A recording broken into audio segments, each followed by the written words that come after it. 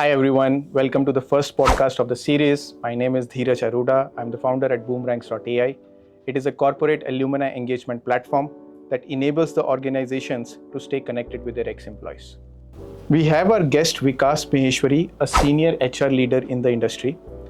Vikas, I remember I met you for the first time when you were in Biocon Biologics and you were evaluating an HCM system. I remember you made a presentation for me showing the outer layer, inner layer, and the middle layer of how the HR tech universe should look like. That was amazing. That was mind-blowing. And I also must admit to you that I used that concept in a couple of customer conversations. Vikas is presently building people analytics and is introducing AI into the ways of working across the entire HR spectrum like onboarding, performance management, and org design. Vikas, thank you very much for joining us today. And we want your career advice for the new joiners, the people who are just about to start their careers today. In fact, starting a new job, it can be very, like super exciting, but also nerve-wracking at the same point of time. From getting the mindset right on day one to making personal connections with everyone without being awkward. So I know there are a lot of small things that a person can do in the initial days of his career, which can make a big impact. So Vikas, in your experience, how can you differentiate a standout new hire from the rest? Right. It's been. I think the subject is very interesting. When you called me up and you said that you want to talk about advice for new joiners, I immediately had a very personal moment of reflection because it's been 27 years I've been in the industry, right? But you suddenly took me back to my first days of my first job and how I felt and how I felt that, if there was somebody who could tell me, I could do things differently. So I think I'm a Pandora's box of mistakes that I have made, So that's something that I think I would want to share today. And of course, the fact that, over the years, I've had many people who have joined me as freshers, who worked with me as freshers with my peers, and I've seen how they have performed, and there are some people who stand out. What really stands out when I look at a fresher is predominantly, for me at least, are two things: intent and initiative. Okay. Right? Let's be honest, those are the kind of people that I would really want to have in the team, the ones who come prepared, right? And then they also have the right questions coming up at the right time. So if in case there was let's say, some discussion or a huddle and things like that, I would want this new joinee to kind of absorb, learn, and then add value, maybe not with the new idea, because don't expect that, but with the right questions and the critique, which makes people like us think a little deeper, that did we come up with the right strategy. I'll give you an example. If you look at the cricket, since this is the IPL flavor of the season, we all like people who are flashy batsmen, who are the six hitters and boundary every over. But put your hand to the heart. I think the batsmen that you really love are the ones who take you all the way to the end, the ones who make you win the match, or as we say, the ones who are dependable. I think that's the core quality that I would look for, for a new joiner. Somebody I could rely on, somebody who's dependable, somebody who's going to be, kind of a person for the long run. You want to see initiative from a new joinee and you want to see collaboration at display. Can you recall an example where some new joinee made a lasting impression early on? There are quite a few that come to my mind, but since you asked that question, the immediate one that I can think of is this one person I had in my team, right? Fresher, straight out of college, campus hire. I think about 30 days of him being around, he sent an email out to me, along with my other peers who he was regularly interacting with because of, the nature of the role. He sent an email out which basically called out for, the kind of learning that he had. So he wrote an email saying that this is what I have learned from you. So it was an individual email sent to all of us. Okay. I read it and I was like, oh, yeah, that's the kind of learning you've had, but there are certain corrections I need to make, So I called him back into the room and I said, listen, can we just talk for a few minutes? Because I like what you've summarized, but this is what I meant on this particular subject. So it was like deeper learning from him. I think that stood out for me because this person was actually trying to validate the learning that he had had, right? I keep saying that soft touches make for lasting impressions. Wow. right? And that's what kind of stood out. I mean, there's also an angle of emotional intelligence here, but yeah, I mean, this is the best example that comes to my mind of somebody having stood out as a. Wow, very interesting. So because before this conversation, I actually went on Glassdoors and Reddit, and I read some of the conversations which are there by like the normal employees there. I remember the thread name in Reddit was like recruiting hell. Okay. But very interesting snippets I got there. One thing which I observed is when people join an organization, it's not as what they expected. So it can be clearly because of mismanaged expectation, or it can also be the result of unclear communication during the interview process. What do you suggest the youngsters, like what mindset they should have when they join the new companies and they have these kind of... Yeah, I mean, see, I mean, I think before I talk about the new joiners, I think we in HR have to actually work on our job descriptions. Okay, that's the first problem at hand. I mean, it's not a problem only with new joiners, by the way. I'll tell you, and you would know this, that even seasoned, tenured folks, and when they join new roles, they do feel that, you know, there is a misalignment with what the JD said and what's happening on the ground. But yeah, I mean, I'm digressing, but let's address this. I think the mindset that one needs to come on board with is, you know, to have a sponge kind of a mentality, right? It should not matter. You're a fresher. You've come for a certain role. Okay, you didn't get, you know, the expectation versus reality. There is a gap there. So it's not exactly what the JD said, but so what, right? I mean, let's move forward. Let's take this in our stride and say, okay, it doesn't matter. We will try and take as much learning as we can. So make use of that opportunity. That's the advice. I mean, it's as straightforward and blatant as that. But as a fresher, look at this as an opportunity to learn as much as you can. Okay, I mean, just last night, my daughter and I were having a conversation, and she said, so she's done a very expensive course in the business of fashion. Okay, and then she says, yeah, I'm getting a nice little job to work at you know, these pop stores, the stalls that you have, where I will be handling clients and customers and things like that. And my wife was that, you know, listen, you've spent so much money on a very expensive program, and are you going to be doing this? I had a very simple answer. I said, it doesn't matter. You know, it just doesn't matter. These are early days. The more you get grunt work, you know, done by your own hands, the stronger your foundations would be, and the stronger you would be as a professional. So I would say, stop sulking. It is what it is. Move forward. Look at this as an opportunity to learn. Even if there is a misalignment, should not matter. See, when we talk about mismanaged expectations, a term comes to my mind, new hires remorse. So basically a person left an organization, joined a new organization, he was very happy, he got more salary, etc., etc. But on the first day of his joining, he is realizing, again, a case of mismanaged expectation, the job is not what he expected it of. Sure. He starts comparing too soon the culture of the previous organization with another organization. In fact, I have a statistic here. 33% of new employees leave within the first 90 days due to unmet expectations, poor onboarding, or culture mismatch. This is the data by JobBite from 2023. My question to you is, do companies acknowledge this new hire remorse?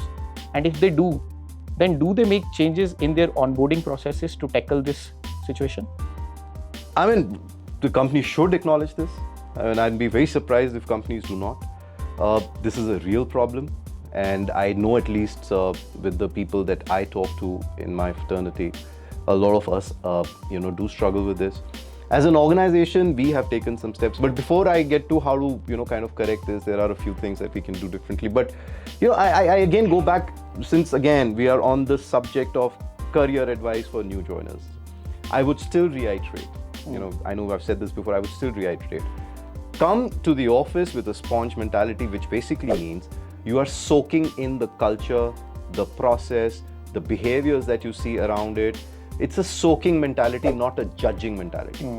Stop judging. Because you never know. Maybe the next role that you move into will probably have the same issue, and the next one will have the same issue, and so on and so forth. So how long is this going to happen? So it's better to, you know, kind of, I'll use this phrase, suck it up. Yep. It is what it is, all right? As HR, what we can do, right? This is something I remember doing way back in 2017, 18. We used to have these coffee with culture, kind of sessions with new joiners who'd been around for about 2 weeks, right? Because by that time, their initial onboarding and this and that, everything is done. They've had the experiences with the managers, with the other team members. So there are some opinions being formed. The coffee with culture, and I'm not saying coffee with the CHRO or coffee with the CEO or coffee with some other, big person in the organization. It's a coffee with culture session, which used to be led by somebody who was experienced, who was trained to conduct these sessions. The agenda was very simple. It was a vibe check. It was to check how is the person feeling, really feeling.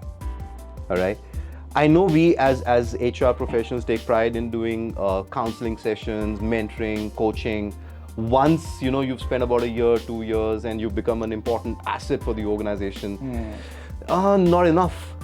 I think that has to start from very early days, and that is where it makes the maximum impact. And if you do a good job now, you may not have to invest too many dollars in those issues later. So we used to do with this coffee with culture, used to be a great hit. It was an early dipstick, early check of how people are feeling. If there was a misalignment, there was an intervention by the HR or the HR VP with the manager saying that, hey, listen, there's something going wrong. Let's correct this, and so on and so forth. So there were a lot of actions that could be taken, but more importantly, it gave the new joinee, an opportunity to express himself or herself and say that this is what they're not happy about, or this is something that they are extremely thrilled about. So, a lot of times the problems get solved when people are allowed to express and somebody is listening. And that worked beautifully, which helped us take our early attrition down to a large extent. Oh, nice. So was one of these new joinees Karan Johar, who eventually started Coffee with Karan? I wish, but we definitely had the Karan Johar coffee cup. Nice. See, you use this word. In fact, I first want to tell you this. You said suck it up. I tell you my story. Post my MBA, I joined HDFC Bank as part of Treasury Advisory Group, which was supposed to be a highly polished job. I landed in Chennai, and my boss on day one gave me like 3 big folders full of documents, and she said, these are the board resolutions of the companies that we work with.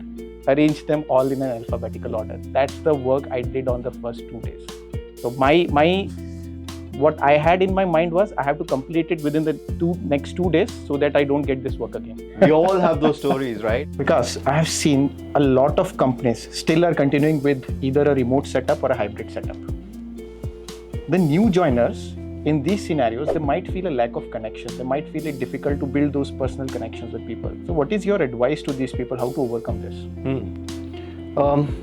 Actually, I think this problem of new joiner not being visible, actually this has to be solved both by the new joiner and by their managers. Okay. It's not just a problem at the new joiners end, and you would relate to this, that a lot of times in such remote meetings or virtual meetings, there is a tendency or a bias by the manager to overlook a fresher. Yep. Yeah. I wouldn't say ignore, but overlook. Not necessarily ask questions to the fresher because you don't probably expect. So that's one thing that needs to be corrected. That even if you know that there's not going to be enough value add or input because the person is too new, it's learning the ropes, do have a conversation with the new joiner because that's your job.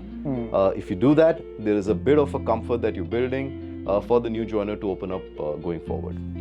Having said that, there's also not a responsibility, there's also something that the new joiner needs to do. You are new. You are not visible. You are not known. You got to earn your place. And for that, when you get into a virtual meeting, you don't have to just switch on your camera. You have to switch yourself on, right? It's not enough just switching on a camera and looking and staring at it. It's important your body language communicates that you are engaged, that you are attentive, and more importantly, if you have an opportunity to ask a question, if not make a point of view, then at least ask a question, then ask a question. Even if it's the most dumbest question, does not matter. Go ahead and ask it. So look at visibility as a currency that you have to use, okay? And that's what is important for every new joiner, especially in a remote setup. See, in the beginning of the career, there is this urge for everyone to prove himself or herself. And then there is this fear of lagging behind. This performance anxiety, if I may call it, does it help produce good results? Have you seen the movie Rocky? Yes, I have. Yeah, there's Sylvester Stallone says that before every fight, I get butterflies in my stomach, and that's the secret to my success. And I think that's very true. I call it the spice phenomena. I mean, when you make food, if you add too much spice to it, it becomes uneatable. If you keep it too light, it becomes bland. A little bit of anxiety is good, right? And you should. That also, kind of communicates that you care. You're not just walking it blind with, a lot of overconfidence and things like that. So a little bit of performance anxiety is good. But a lot of times, I know people do get into stress situations because they just take too much of it. The anxiety just kind of builds, and then it's almost like, are you working with pressure or for pressure? They end up working for pressure because, they've taken too much of it. And again, a lot of this has to be solved by the manager, by the supervisor. I mean, if there's a supervisor who thinks every new joiner will come and, start hitting sixes from day zero, it's not going to happen. There is a bit of TLC, tender love and care, that you have to give to that new joiner, because what you do today is going to ensure success for this person and for your team, and therefore for yourself. So a bit of this is also on the manager to make the person feel comfortable. I have also seen a lot of new joinees. They start bulldozing their teams with ideas. But on the other extreme, there are people who do not open their mouth in the meetings. They simply don't want to look unexperienced. And then there are a lot of people who always focus on individual output, and in this process, they do not forge the personal connections. So similar to this, what do you think are like the common mistakes which the people make in the beginning of their journey, and how they can avoid them?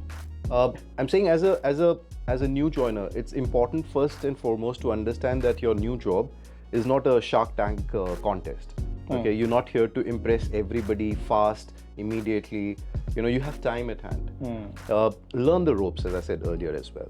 Understand patterns, understand behaviors, understand context, and then get on to presenting. So that's extremely important. I mean, if I had to use a analogy, I mean, if without context, you're basically using Google Maps on mute, right? You're going somewhere, but you're missing the context. So hang on, take it easy, take it slow. Don't be in a hurry. Now, those are some important ones to remember. Okay. I think people will take out of this as watching Shark Tank is harmful for your corporate career.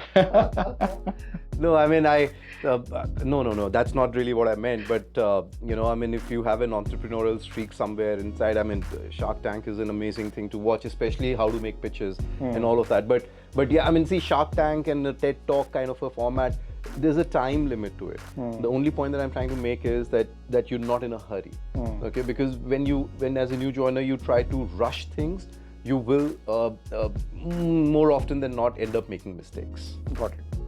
Now I come to the very interesting concept of confirmation. This is there in each and every organization out there. And we also know the performance evaluation during this period is not as comprehensive as it is for a full-time employee. So everyone wants to know what happens in those 90 days, like what do the HR leaders and the line managers actually evaluate? Well, they're evaluating performance for sure. But I think somewhere or the other, as far as I'm concerned, the way I have looked at is that first 90 days, there are three things that I try to find in a new joiner. Okay, one is that does the new joiner have ownership or demonstrate a spirit of ownership? The second is a learning agility, and the third is a teamwork. All right, these three things are extremely important for me. And when I say ownership, it is not just to say that I own up to the tasks. It is also to say that I own up to the mistakes. All right, and I go and inform and I ask for help wherever required, because that shows that you're owning it up. All right, when I say collaboration, it is not just to say the collaboration with your own peers or the people who are at your level, because a lot of new joiners initially have a bit of a resistance talking to some senior folks in the organization. I think that when it comes to collaboration, it's important that how do you collaborate with the other folks in the organization irrespective of their levels. All right, that's very important. So learning agility is not just to say that I'm okay to learn, it's also about how much do you research, how much do you explore, and you find out new methods where you can add value. So these three things are very important for me. You just talked about that you lay more importance on soft skills rather than hard skills. I have a very interesting tangent to this. Nowadays, with a lot of layoffs happening, you see people mentioning on their LinkedIn profiles open to work. Do you as an HR leader find this depressing? Do you feel compelled to judge these people, or do you feel it's completely fine to put yourself out there, and in fact you feel it is courageous enough? Yeah, I mean, there's nothing wrong on putting that label out there. If you've been laid off, nothing to feel embarrassed about, right? I mean, lines of businesses change, new tech comes in, there's so many macroeconomic factors due to which you could have lost your job, okay? And then if you lost your job because you were not a good performer, that's something that I will figure out during the interview, right? Or during some kind of background verification checks and reference checks and so on and so forth. But nothing wrong with putting a open to work label, in my view. In fact, let yourself be out there. Because I earlier told you that while I was researching for this podcast, I went to Reddit where everyone was saying that I have done a lot of job hopping. Is it good for my career? So I want to understand from you as an HR leader, how do you view job hopping? For you, is it like a practical exploration, or is it lack of commitment? Loyalty. We say that people who spend many years in the organization, I would prefer hiring them instead of people who've done 2, 3, 4 years and then jumped ships. I think there's a split view on that. I can just share with you what my view is, and it's not necessarily going to be the view of many other HR leaders. I would say that if you've been a frequent job hopper, I would first look at that frequency, the tenure of that frequency. If you've switched jobs every 6-8 months, and in let's say about 4-5 years, you've had about 4-5 roles, I would be a little concerned because it is definitely saying something. The other is I would check on your narrative. Narrative being the reason for you to quit. Okay, if you're able to present to me that the reason you quit has led to some kind of a growth for you, to say that, well, I left a company and I joined the other company and these are the new things that I learned, then I'm seeing that, okay, there is a growth opportunity that you got. But again, I go back to my first criteria, which is to say how frequent and what tenure. But if over 10 years you've had about 3 roles, I'm okay with it, all right? But if in 5 years you've had 5 roles, I'm not okay with it. And then if your reasons, as I said on the narrative side, if your narratives are going to be more, oh, I did not like the manager, or I did not like the culture, I did not like the processes, it's a little flaky, because then I'm thinking, was it something wrong with the company or was it something wrong with you? There is no hard and fast rule in my view, or a hard and fast number in my view, that am I looking at a certain kind of an average tenure that somebody would have spent in an organization? Not necessarily. I have known of very high performers who have frequently shifted roles, 2-3 years, and they have jumped ships. And they have jumped ships every time for a growth opportunity, chasing a better role. And I will not be shying away to say that even chasing better money. And why not? If your talent demands or your skill demands a certain kind of a compensation and somebody's out there willing to give you that much, so be it. But these are things that apply to tenured professionals. Let's go back to the other persona of a new joiner, a fresher. If as a fresher, you have been jumping jobs, let's say 2 years of experience in 2 roles or 3 roles or 3 organizations in this period, I'm very concerned. Because that kind of reflects that you haven't stayed enough in an organization to learn the goods and the bads that can come your way. So you will not probably be able to demonstrate resilience in chaos in case that happens. And every organization goes through a phase of chaos. So I'm going to be extremely concerned. So for freshers, I would say that be careful before you switch. Okay, your reasons have to be very clear, and they have to be very real. They cannot be that I did not like the culture, the manager, and things like that. Those are things that you have to take it in your stride, understand how to handle, because that's a very important learning opportunity for you again. Because you will get all kinds of managers everywhere. Okay. But people can share their reasons of job hopping only when they get into an interview call with you. Right, but with AI coming into picture nowadays, where all the CVs are getting screened via AI, and I believe it is built into the algorithm of a lot of these ATS platforms as per the customer's requirement, that if there is a lot of job hopping, simply reject the CVs. Right. So what can people do in such scenarios? That's what I'm saying. I mean, if I was to be sitting behind an ATS, I would not be building that algorithm to say that, blindly reject people who've had less than 5 years or less than 3 years. I would look at a certain tenure, as I said. I would definitely want to consider. For me, the big call out when I screen a profile is predominantly the skills which I need. Okay. Got it. And when I say skills, these are not just the skills that I have put in my JD and a word-to-word match. I'm also looking at adjacent skills. So I may have said a certain skill in a certain way, but what are the adjacent skills? Because in the resume, they may not have put the same skill that I was chasing, but they may have put something similar. I'm happy to look at that. So my 8 years algorithm would never be as dumb as having a rule saying that, you know, anybody who's shifted 3 roles in last 4 years or in the last 10 years, don't look at this person. No, that's not going to be my algorithm at all. I have seen a lot of people. Let's say someone has jumped 2 jobs within a year. It's fine, he had his reasons. Now in the 3rd job also he feels stuck. Okay, he might have valid reasons. What would you advise to such a candidate? Move. I mean, 3 job changes in a year. that's all right. You have a change, a reason to change. All right. Get ready to move. No, don't get me wrong. When I say suck it up, and when I say that, you know, be invested in the organization, etc., etc. As a fresher, I think yes. You know, but once you've got a few years under your belt, all right, and then you move because there is a reason, and that reason is genuine. Okay. You don't want to be in that situation, provided you have the confidence in your capability. Got it. Right. After this podcast, you are going to be very popular among Gen Z. I don't know, but you know, I mean, I whenever I think about these kind of sessions, I think, what is the advice I'm going to give my child? You know, do I want her to stay in an organization which is extremely toxic? Extremely toxic. A little bit of toxicity, a little bit of politics doesn't harm. In fact, it's actually healthy. Yeah. You know, I said in one of the earlier podcasts, I'm a Harvey Specter fan. I love Suits.